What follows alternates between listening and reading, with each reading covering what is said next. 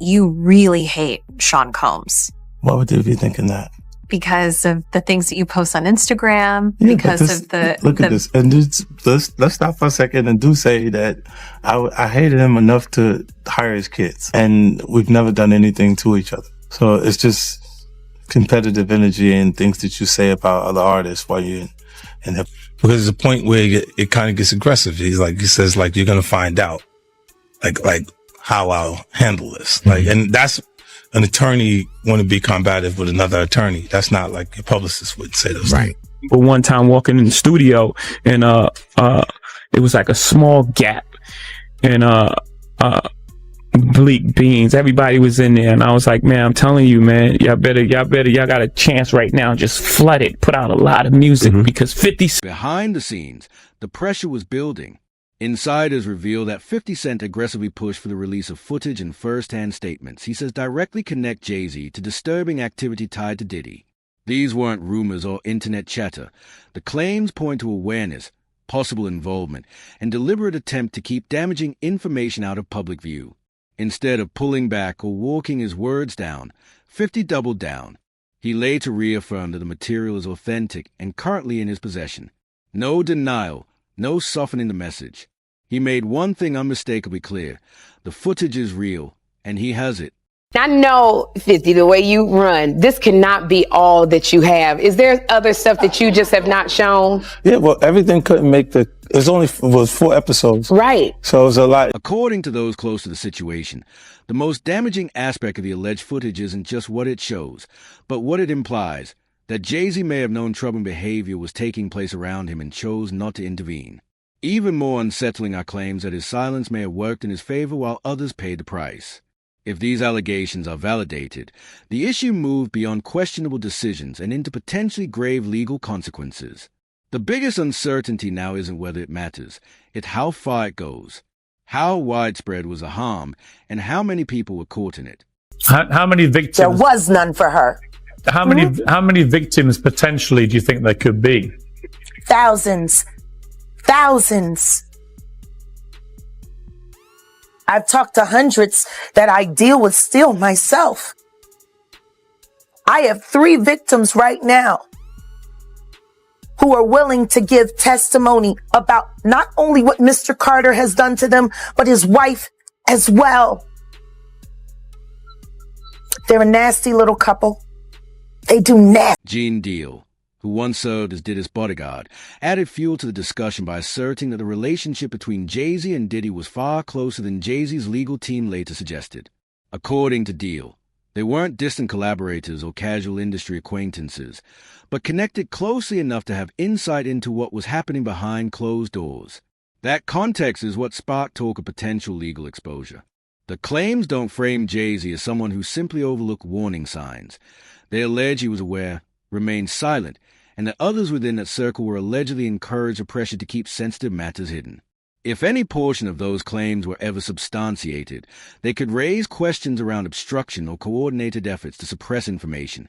When Jaguar Wright later voiced similar accusations during public interviews, those clips were swiftly taken down across multiple platforms. She continued speaking out regardless. Not long after, her son was tragically killed in a shooting, a devastating loss. While some observers reference the timing, it's important to note that no verified evidence or legal connection has ever been established between her statements and that tragedy. Died because he was my son. He died because of He was targeted because he's my son. He was working on his EP. I bought Philadelphia for him so he didn't have to sign to a company because I knew what it was going to do. He interned at Roc Nation. And they approached him to sacrifice me.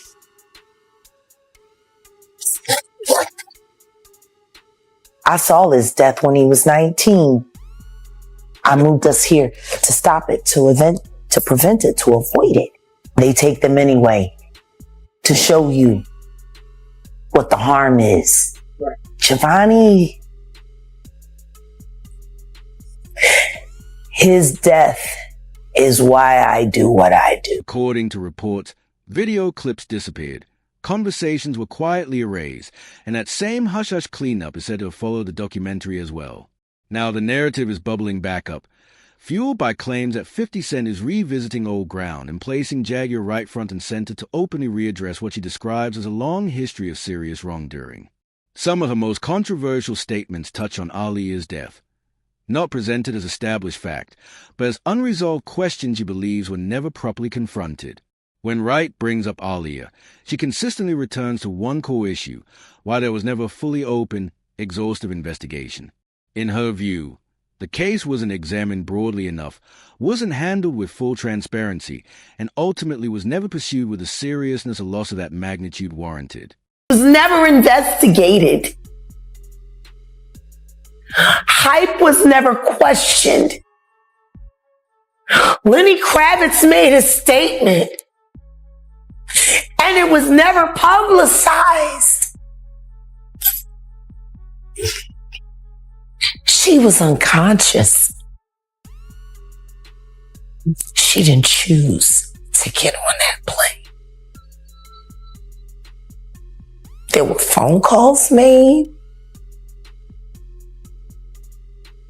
There are witnesses who signed NDAs. Why would you need to sign a non-disclosure agreement about a plane crash and what happened leading up to it? Please, someone answer that. Do you feel like the night? Why the fuck would you need to sign? A nigga don't ask about a plane crash if it was accidental. Do you feel like... Riddle me that. Riddle me that. Work with me here in this moment. And I'm going to ask you. A plane crash should be accidental. Should be. Why would any testimony about what happened leading up to it need to be covered under a non-disclosure agreement if there wasn't? In her view, non-disclosure agreements aren't about protecting personal boundaries. They're about sealing information away. Jaguar Wright claims that following Aaliyah's death, more than 24 confidentiality agreements were discreetly executed and resolved with payouts. According to her allegations, those agreements were designed to mute what individuals witnessed, what they understood, and what may have occurred before the plane ever left the ground. That's why she repeatedly returns to the same question: why?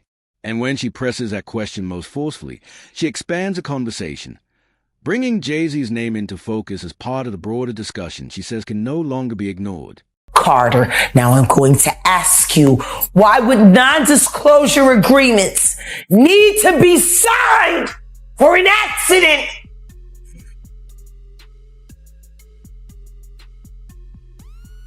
Okay. There were over 25 non-disclosure agreements cashed out and recorded regarding the death of that beautiful girl and every other human being that died on that plane with her. What the fuck? Oh. What would you need a nigga don't ask for that?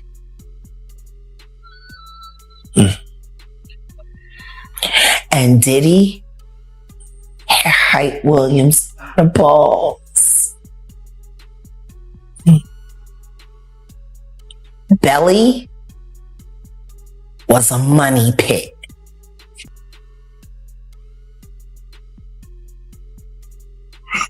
Question. And Jay-Z got 10 free videos out of Williams. From Jaguar's perspective, nothing about the situation was accidental. She believes power was leveraged, silence was compensated, and those with first-hand knowledge were financially persuaded to stay quiet. In her view, that's precisely why Jay-Z's name rarely surfaces in mainstream discussions about Aaliyah's death. Sean Carter is responsible for enacting Hype Williams to put Aaliyah on a faulty plane to move her out the way as punishment for rejecting him, and so he could level up Beyonce, who was struggling. let's just say allegedly, that happened. Now I want you to think about 106th and Park with Mary J. Blige. Free, who was a victim of Sean Carter. Yeah. Mary J. Blige, who was a victim of Sean Combs, are sitting there talking about the death of Aaliyah amongst each other. Think about that. You got a Diddy victim, you got a Jay-Z victim, and you got a superstar gone. They know what happened. And yet, they had to sit there and have that conversation like they didn't know who did it. Jaguar Wright doesn't soften her stance. She maintains that if Aaliyah's death had been purely an unfortunate accident, there would have been no need for enforced silence, legal barriers, or alleged financial agreements in the aftermath. To her, those elements only exist when uncomfortable truths are being contained. She also points to what followed, Jay-Z's swift ascent in the industry paired with a near-total absence of public scrutiny, as reason she believes his name warrants closer examination. After the murders of Tupac Shakur and the Notorious B.I.G., the race for hip-hop's highest position narrowed, largely leaving Nas and Jay-Z in contention. From her viewpoint, that period marked a turning point where momentum began shifting decisively in Jay-Z's direction. Wright claims Nas gradually slipped from the spotlight while Jay-Z continued rising, release after release, deal after deal, until his dominance became undeniable. During that same era, Jay-Z was also working extensively with R. Kelly across songs and tours, and Jaguar alleges that both artists had proximity to people within Aaliyah's inner circle. In her assessment, these weren't unrelated careers briefly intersecting. She frames them as overlapping relationships inside a tightly woven industry ecosystem, one where influence, access, and power often move together rather than by coincidence. Saw Jay-Z. And he was working with R. Kelly, and they were making so many records together. You know, they made all of those records together. They both fucked Aaliyah. They shared so much in common. You know? And then there was a falling out. And that's like it never happened. Whoever talks about best of the both worlds, best of both worlds. Nobody talks about that. Nobody talks about this shit. Nobody talks about that project. That nigga swept that smooth under the rug. Why? Yeah, we know why. You know what? I got a better question. Yeah. How valuable is a Biggie Smalls verse? Yeah. Puffy has been making money off of Biggie's name for longer than Biggie was alive. People keep forgetting he hadn't turned 25 yet. He was still 24 when he died. It's been over 25 years. Fucking Puffy has been making money on that boy's name longer than he can live. It supported all of Bad Boy. His catalog. Clearly, a Biggie Smalls verse is very valuable. Am I wrong? Does anybody disagree with me? No, that's facts. So then what the fuck happened to the commission? What happened to that album? Right. It was recorded. It was being mixed and mastered upon Biggie's death. It was supposed to have came out that summer after Biggie's album because Biggie's album was slated. He died a week and a half before his album came out. Then the commission was supposed to come out, and that was supposed to be his exit from Bad Boy. And then starting his own company. So tell me something. And this ain't me being an asshole. I think everybody that knows Sean Carter knows that he will slump anyone in any relationship. She further points to what she describes as a consistent pattern in which Jay-Z distances himself from the very people who played major roles in his early rise. Dame Dash is the clearest example she uses, arguing that the breakdown of their partnership went beyond ordinary business disagreements. In her interpretation, it was a strategic decision, one that reflected how far Jay-Z was willing to go to lock in authority, centralize influence, and protect the growing empire around him, even if that required severing relationships with those who once stood at his side. If I'm trying to sell something, him and his lawyers, Alex Shapiro, putting a false lawsuit on me, like, you know, shit like that, devaluing anything that I have or trying to sell. But, you know, or even down to like, we were selling Rockwear, right, for like 400 million or whatever. I was going to make $40 million. And right before Tommy Hilfiger signs the papers, he makes an announcement saying that he's not f***ing with Rockwear, that he's only f***ing with S. Carter. The whole shit up. And I just feel like he did that only because I was going to make $40 million. Like, he just couldn't see, like, they get so mad if I'm going to make money off them. Like, every time I could have made a really big check, he's always stepped in and intentionally f***ed it up. Every time. Listen, don't ask me, ask the rest of the industry. Like, you know, that's why I got the f*** away. I mean, one of the reasons. Like Jay, I like the way I would look at it, like if you could compare him to like a character now, I'd say he's like the Penguin. He's like ruthless like that with his friends or people that help him. At least that's how. Awar then steers the discussion back to Aaliyah, noting that her passing came during a period when multiple high-profile careers were in transition. She observes that in the years that followed, Jay-Z's influence and public presence continued to grow, while other once prominent figures gradually faded from view. From her perspective, decades of watching the industry operate made certain patterns hard to ignore. She contends that through scandals, shifts, and shakeups, the same name kept resurfacing unscathed, even as others around it quietly disappeared. Aaliyah died. And then they brought Rich Harrison in, and you know, kind of think it's crazy right now. She liked posing with him in pictures for Page Six. Aaliyah didn't. She fell in love with Dane. And Aaliyah's gone, and, you know. You have to start asking yourself questions after being in this business for this long. If you're a halfway intelligent person, when do you start questioning how lucky some motherfuckers keep getting?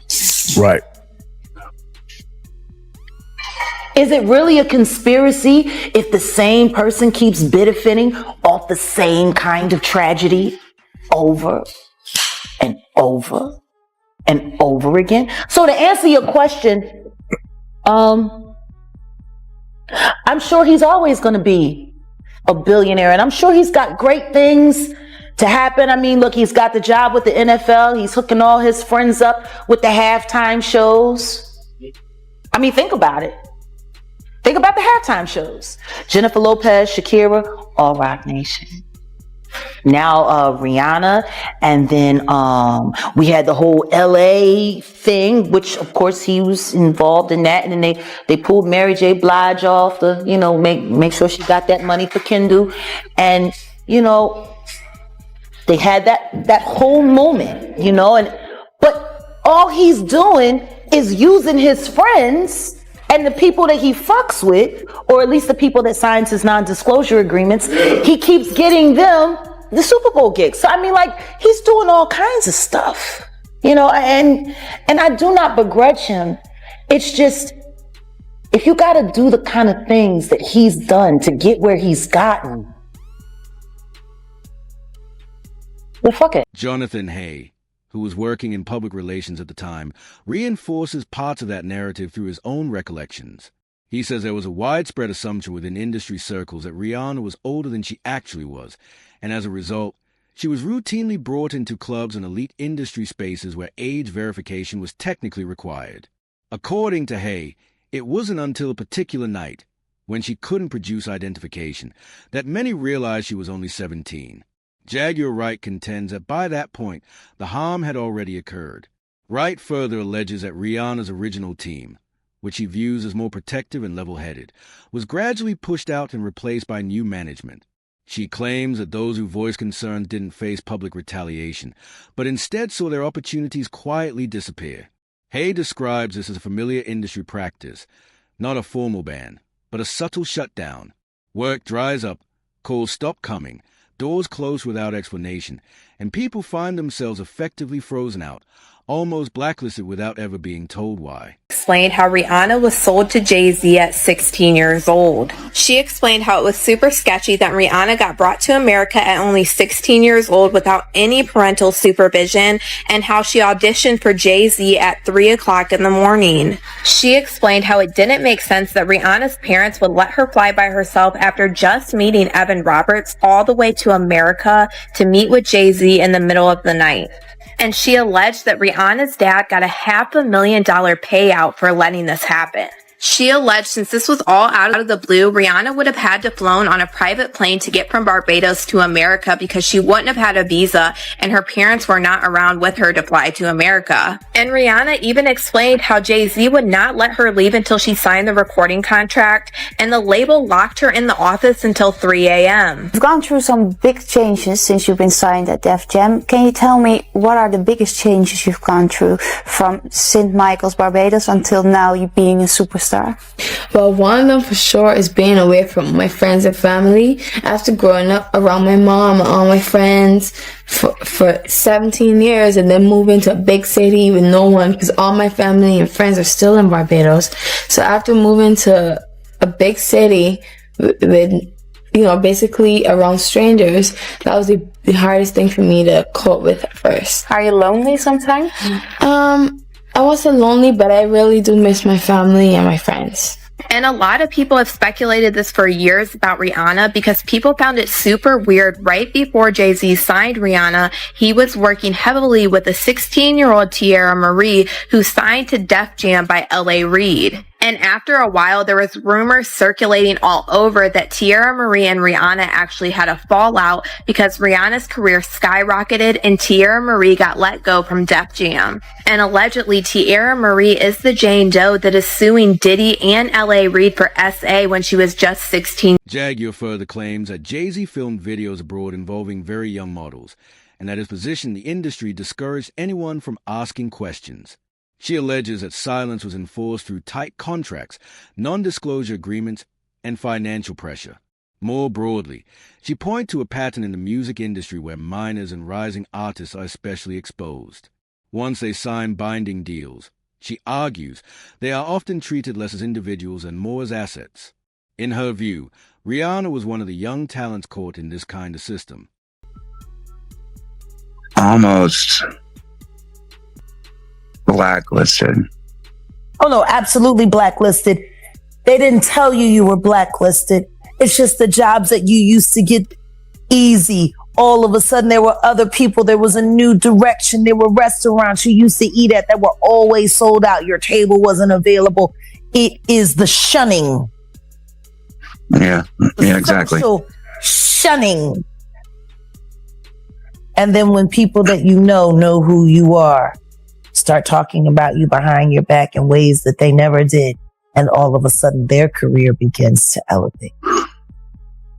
Yeah. It's social engineering. And the sad thing about it is every last rapper that you said fucked you over also happens to be a government informant. Yeah. Why would you think that you had a chance against these people when everything that they do, the government seems to ignore? It seems like they were untouchable because you didn't know that they had a deal. Right. They had permission to act like assholes and never have to be accountable for it, or so the government said, so they get to fuck over people like you and people like me and people like Aaliyah and people like Rihanna, people like Lauryn Hill, and people like Rakim, people like Nas. You know what I'm speaking. Yeah. Yeah.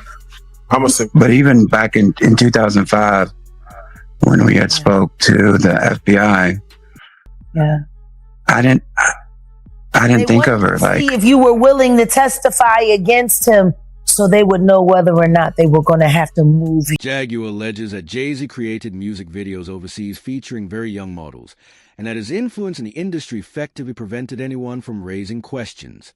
She claims that secrecy was maintained through strict contracts, non-disclosure agreements, and the use of financial leverage. Looking at the bigger picture, she highlights a recurring issue in the music business. Minors and emerging artists are particularly vulnerable. Once bound by formal deals, she contends they are often treated as commodities rather than people. In her assessment, Rihanna was one of the young talents ensnared in this system.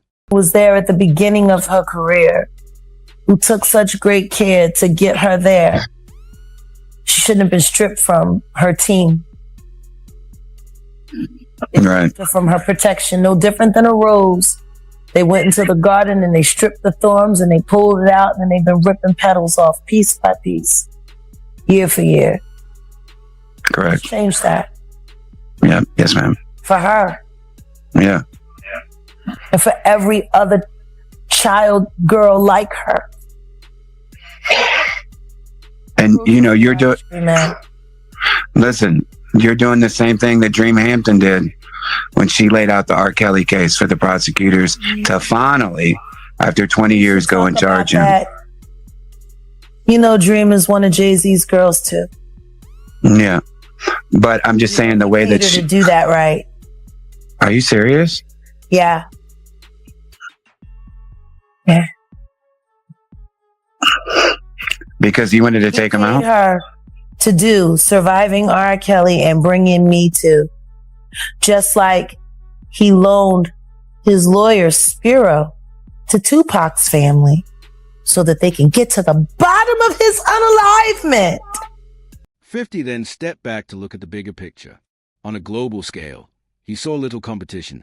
His albums were selling millions, giving him reach far beyond the U.S. Jay-Z. By contrast, commanded a different kind of power at home. There was a precision to his presence, a calculated energy, an influence that clearly set him apart. He had cultivated the persona of a polished, intelligent, untouchable strategist, the kind of industry figure executives and insiders trusted to align with. But to 50, that controlled exterior never fully added up.